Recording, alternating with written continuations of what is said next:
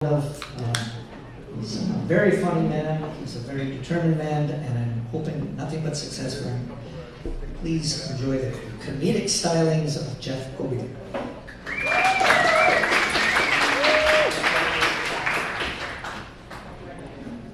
How are you doing, everyone? Yeah, you guys ready for some music?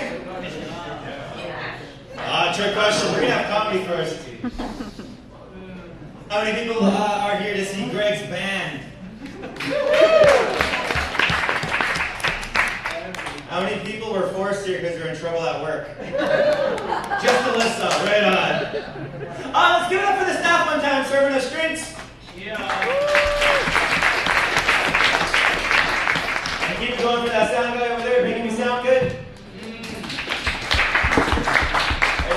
And my name is Jeff Gobier. I'm going to do a little comedy for you, if you'll have me. Thank you. Very tepid, I like it. Before we get started, though, we got to do a land acknowledgement. Or should we skip it? You guys want to skip the land acknowledgement? No. No? Right on. Well, xcues is founded on Treaty 1 territory. That is the eventual homelands of a bunch of Christians and colonizers and a whole bunch of potholes. Traditional land of potholes. I can't believe you guys didn't want me to skip it. I think we should forever forward skip land acknowledgements. Just do one like once a year. You know what I mean? Do it on Canada Day. That's the best day to do it. Right on, yeah. I work at a lot of nonprofits. I'm studying right now. I'm in school to be a social worker, and I end up working in a lot of nonprofits. And every time they read the land acknowledgement, they're like, all right, Treaty 1, Indigenous peoples' original homelands. Jeff, do you mind doing the land acknowledgement? I'm like, I'm native. They're like, we know exactly. Did you not read the land acknowledgement? I'm the last one who should be doing it. It bugs me so much. They're always so excited. It's always like, Jeff, you're native. Like, you just discovered that? No, this is the best though. During the pandemic, we were on a Zoom call, and someone wanted to do a land acknowledgement. First of all, we're on Zoom. They're like, our offices are located on Treaty 1 territory. And then someone over in Treaty 3, they wanted to do their land acknowledgement. And we're like, yeah, go ahead. And then the BC people were like, can we get in on it? Of course, do it. But this is the best one. The people in BC, they were like, our offices are located on unceded territory. That was it! I was like, dude, can you expand on that? I want to know. Unceded territory, that's so cool. Can you expand on that? And they were like, technically, no. Legally, we're not allowed to. That's the most educational land acknowledgement I ever heard. Like, what the hell is unceded? It means that, like, no one truly has claim to it. And to me, between Indigenous people, like over in BC, and government, that is the greatest equalizer. Because you know, like, traditional people, like the Indigenous people over there, are like, this is unceded territory, and the BC government's leaning in the door like, you guys still saying it's unceded? Okay. No planting flags. Man, I had a weird day today. I think life's been kind of weird. Summer's over, and then it's not, but it is. And then it was cold all at once. And then today, I had to do a very sad thing. I had to bury a friend. I had to go to a funeral. A young guy, he's younger than me by a couple years. And I got to speak at his funeral, share some stories from our childhood. We used to play around, do Pokemon and stuff. I told one story about getting into a fight at school, kind of thing, like in the 7th grade. And then I kind of just got off the mic there. I went back to my seat. And then after the funeral was over, this guy came up to me and he handed me a card, a prayer card. And then he asked me to renounce Satan. Do I just give off Satan vibes? What do you guys think? Jeff Gobier, big Satan worshiper. All I said was, I defended him and I beat up a bully in his name. And he was like, that guy definitely worships Satan. I even let him know. I was like, dude, it happened at a private Catholic school that I was attending. He's like, yeah, find God. I should let you guys know a little bit about myself. My mom, she's where I get all my nuttiness from. She's from a flying community called Poplar First Nation. It's a reserve up north. Hey, thank you. One fan of Poplar. And my dad, he's from a little Métis community in the southeast pocket of Manitoba called South Junction, Manitoba. Two things you need to know. My parents absolutely hated each other. So I don't make claim to either. I just tell people I'm from Winnipeg. Even when I talk to people, I take it a step further. I gotta let them know. I'm from the hood. Native guy from the hood here. But as a native guy in Winnipeg, I can just kind of say that about any hood. And it's true. I'll talk to my cousins back home like on FaceTime. And they're like, Winnipeg is so scary. All the meth and fentanyl, the stabbings, the gangs. What hood you from? Man, South Osborne. My cousins are like, that sounds scary. South Osborne? Is there a lot of crime in South Osborne? Of course there is. But when I'm there, I take everyone's shit. It's just fun though. Like I actually still live in South Osborne even now, and sometimes I'll tell my girlfriend stories about growing up in South Osborne. See, she's a lawyer, and then she'll hear these stories and be like, I wouldn't repeat that to anyone ever again. You know, by saying that story, you're confessing to a crime, right? Me and my little buddies, they live just a couple doors down, and we always like to play in the neighborhood. And there's this old lady who used to yell at us with a broom and like scare the hell out of us. And then one day the old lady wasn't there, and we're like, I wonder what happened to her. And then this one kid was like, I heard she died. And then my other buddy was like, you know, if we're first in her house, we can probably get all her jewelry, like all her gold and stuff. So we went to the house, and my buddy, he was so determined. He's like, I learned how to kick indoors. My dad taught me. And he did this giant, like, goat kick and bust in the front door of the wrong house. I told my girlfriend that. I'm like, yeah, police came knocking. And she's like, never say that story again. This is my favorite one, most recently though. I was telling her when I spent weekends with my mom. See, I had to spend weekends with my mom because the judge said so. She's a nice lady. I was spending weekends with my mom at a little place known as the South Osborne Legion. And on Friday nights in the 90s, South Osborne Legion featured a cool thing called bingo. And I got to play. But it wasn't one of those things where like I sat in her lap and I dabbed her card. I had my own money, my own bingo dabber, my own card. It was wild times back then. Like they would just sell it to anyone, like 8-year-old me, just like, I got 20, how much is that? And they give me this big like 6x6, like here you go, son. Good luck. The best was though, one weekend, I won. I yelled out, bingo! They're like, come to the stage. And it's just a kid, it's me, 8 years old. They're like, here's 120 cash. My mom was a little absentee though, she didn't notice. So like a dumbass, I took that money home and I showed my dad. And he was like, where'd you get 120? What's your mom doing? And I was like, it's from bingo time. Shit, I wasn't supposed to tell you that. But I was like, what the hell is your mom doing? So CFS had to get involved in that one because my dad's my dad. Anything to spite my mom kind of thing.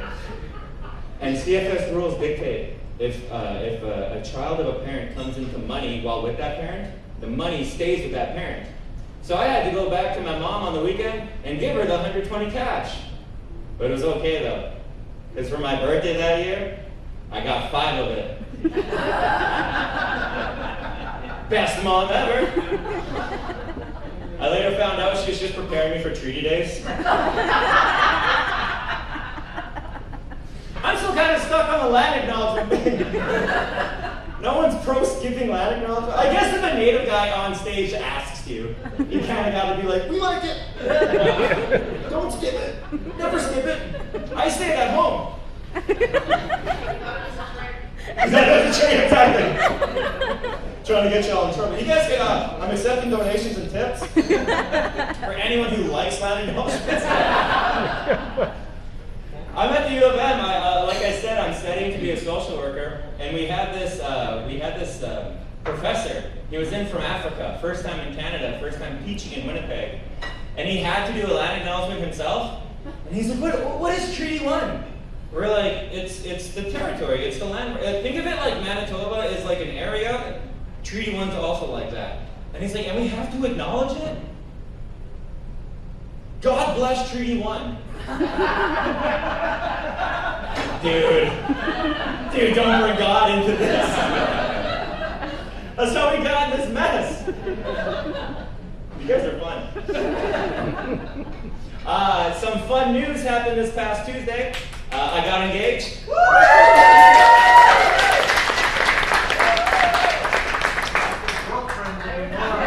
Oh, did I say girlfriend? Yeah, you did. Yeah, exactly. See, Elisa's my main one. I'm just trying to test these new boundaries of this new relationship. I think after you propose, you get one free pass on like one thing. This set is going to be that. No, we got engaged, and I'm trying to explain it to people, and the best way I can explain it is Scott Pilgrim. Are we familiar? Yeah. Some of you, not all of you. Scott Pilgrim is a story about this guy. He falls in love with a girl, but she has a whole bunch of evil exes that he must defeat before he can be with her. Now my girlfriend, my fiance. My fiance doesn't have a bunch of evil exes, but she does have 3 dads. I don't think I can take them. But when I had gotten the ring and I had decided to propose, I decided to call her mom. And then her mom has this history of constantly getting married. So Alyssa has all these dads. So I called one of them and I was like, hey, need to talk to you. And he's like, Alyssa's pregnant. No, I would like your permission to marry her. And he's like, oh my God, absolutely, you have it. And then I called West Coast dad. He answers. And I was like, hey, I got a question for you. And he's like, Alyssa's pregnant. I just give off those vibes. We practice safely. So he gave me the blessings. He's like, well, if you haven't gotten pregnant yet, marry her. Right on. And then finally the real boss, Bio Dad. I got him on the phone, a gentleman named Dwight. So I got him on. I was like, hey, Dwight, I got a question for you. And he's like, no. No, you can't borrow any money. No, this is fun though. I asked her to marry me under the full moon, 5 years to the day, to the hour of our anniversary of dating. She said yes, so give it up to her.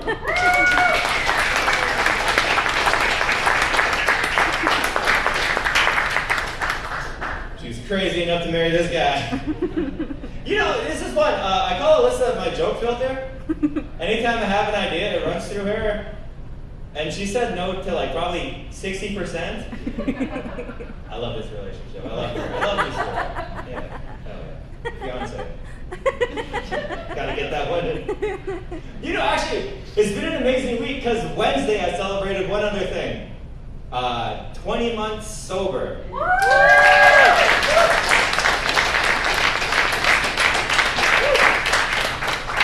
It's like too much cheering.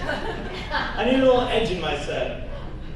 No, yeah. You know what? Bring me a beer. I need some edge. You can't be everything. No, yeah. I celebrated 20 months sober. One of the hardest things I've ever done in my life was get help for these issues. And I got to be honest, when I talk to people, I don't miss drinking.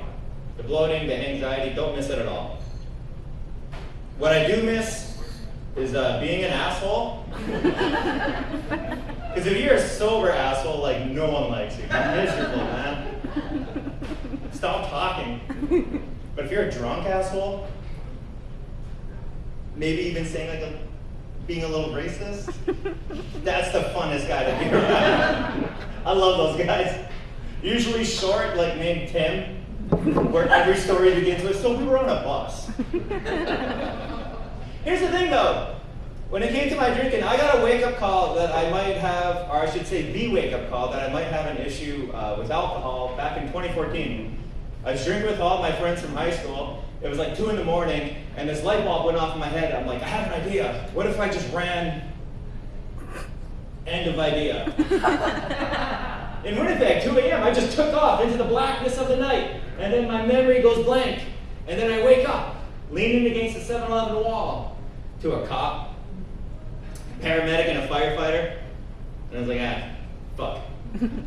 But I was trying to be cute, and I was trying to save the moment, and I was like, are you all here for me? The cop was like, do you know where you are? Slurpee Toba?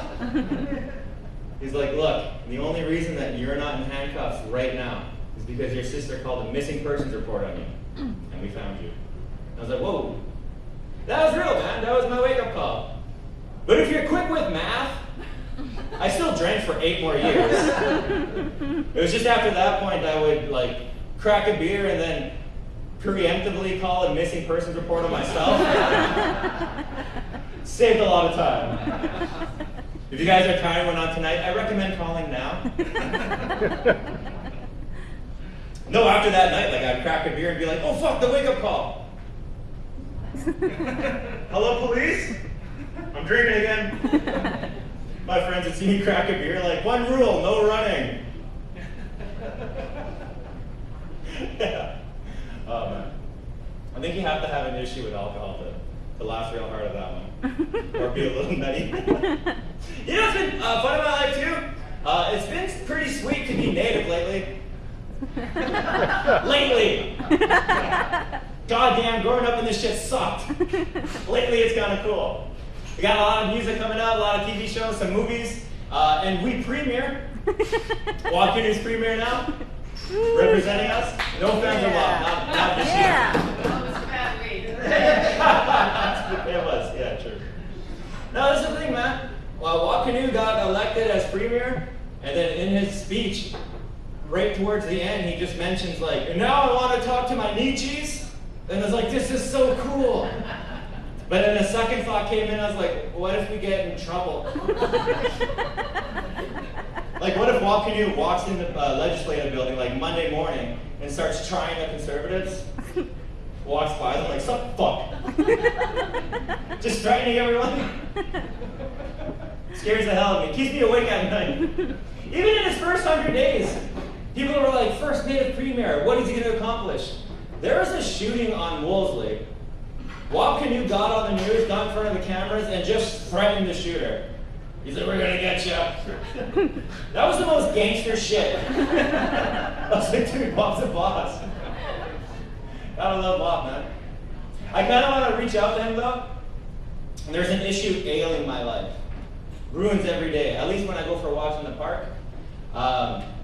Off-leash dog parks, I think, need more regulation. Because you got a bunch of, they are terrible. You got a bunch of young dog owners with puppies that are untrained. And the idea of an off-leash dog park is take off the leash and go. Not too many people know how to train their dogs, socialize with other dogs. They don't even clean up after their damn dogs. But I got an idea, and I think Wob can do it. He just needs to gather up 27 to 32 res dogs. Let him loose. Let him loose in the off-leash dog parks. They'll figure it out. Bunch of city dogs think they're tough. Not today. But over here like, roo, roo, roo. Oh shit, those are res dogs. This is your territory. This is your tree. We're sorry we peed on it. Sorry we took it in the first place. The idea of a bunch of city dogs doing a land acknowledgement to res dogs entertains me to no end. Oh shit. What else has natives got? Oh yeah, we got movies. Do you guys see this? Disney Plus dubbed Star Wars into the language, into Anishinaabe. Anyone check this out? Anyone get a chance to watch it? One person. My fiance. Well, you can check this one out online, at least the trailer they released. In the trailer, they got the native Chewbacca. That was my favorite part of the whole movie. Big furry bastard with ammunition across his chest and a crossbow. And he's like,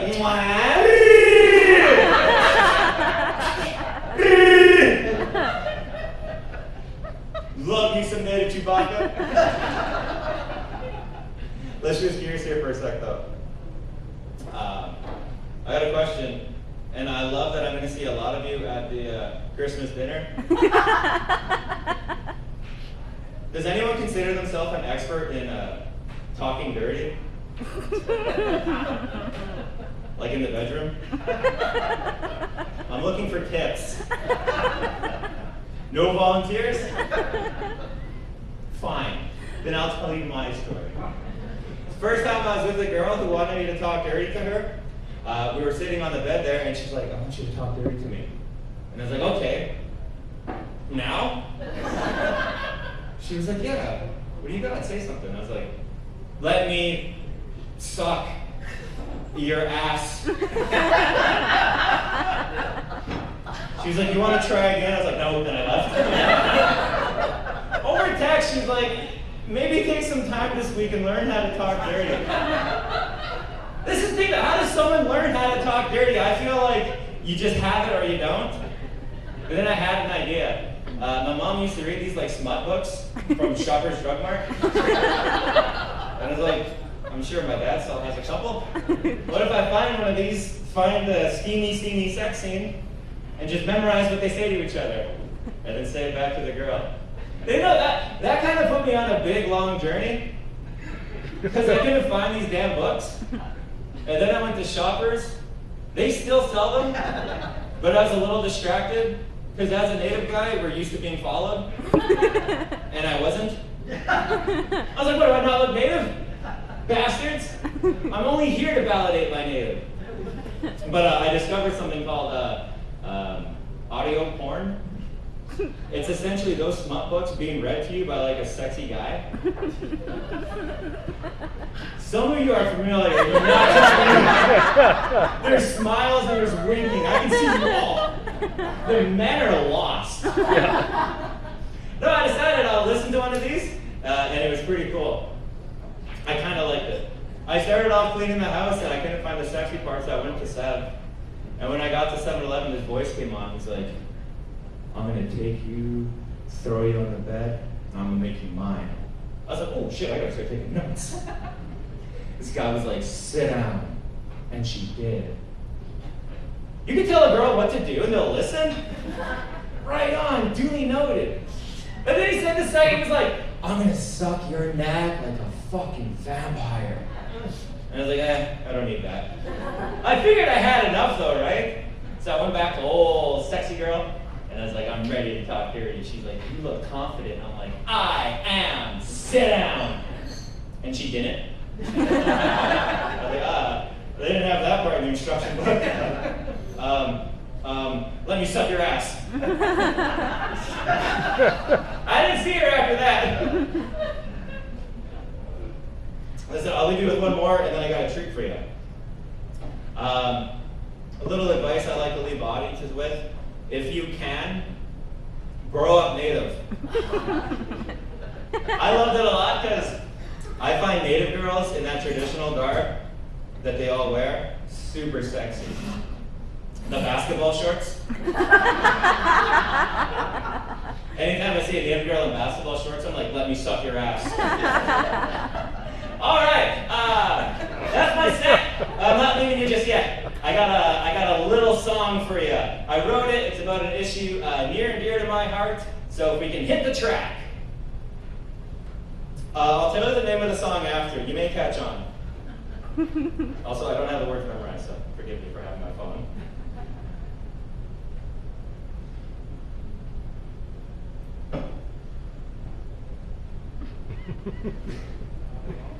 I'm just waiting for the boom, boom, boom, boom, boom, boom, boom, boom.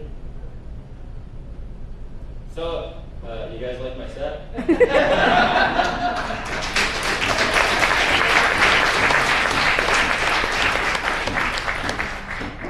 Everyone's like, Jeff, you're so loose and confident on stage. Nuh-uh.